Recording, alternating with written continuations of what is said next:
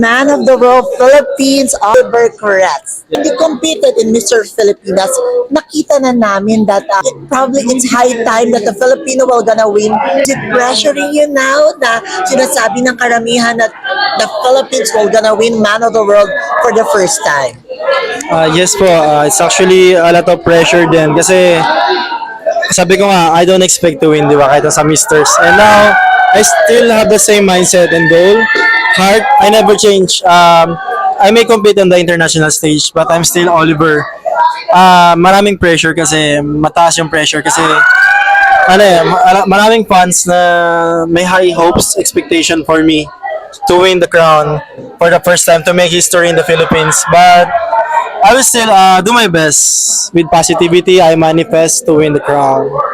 Alam mo, Oliver, from the 7 months, ang galing ng transformation.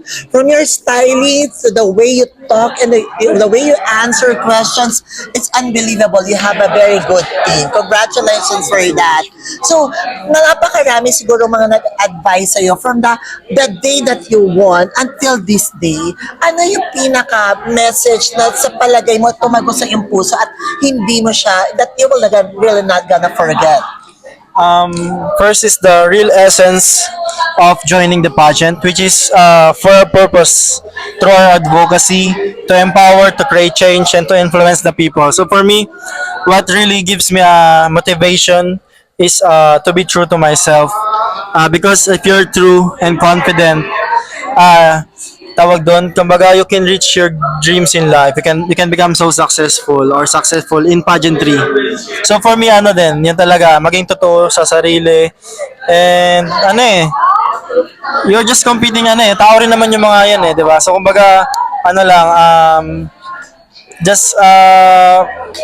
mag-desire ka na not just for yourself, but for the betterment of everyone.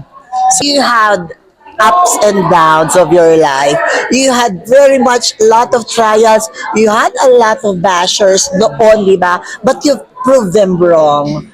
So, what is your message sa mga tao na look at me now? This is Man of the World Philippines who is doing well at talagang statuously na andyan lalaban para sa mga Pilipino.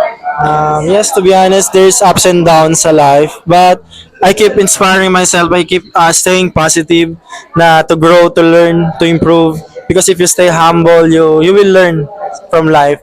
And thank you rin sa lahat ng mga supporters, pati bashers, because I keep learning on you guys. I keep taking the wise advice at feedbacks for you, for me to grow, to learn. And also, thank you rin sa support nyo. I will not let the Philippines down this time. This is my time. I will try to do my best. Please support me for my journey po. Thank you. Yeah. The last message para sa mga Filipinos who are waiting for you to really clinch the crown at ikaw ay lalaban sa isang puksaan o kanalabanan again. Though I can't promise anything, but I'm very inspired and motivated to do my best, step by step, to becoming a complete package or be ready for this upcoming competition. Thank you for your non-stop support and unwavering support. Please just keep updated po sa mga activities ng Man of the World. Kasi po yung engagement po ninyo is malaking bagay po to show that the Filipino spirit, Bayanihan spirit, the spirit of passionate for the fans, it keeps the fire burning in me na talagang I'm not just fighting in my home country, but for my home country.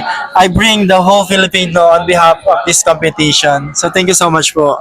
Congrats in advance, Man of the World Philippines, and soon to be the Man of the World 2026 manifesting Oliver Kretz. Congratulations. Thank you so much. Thank you so much.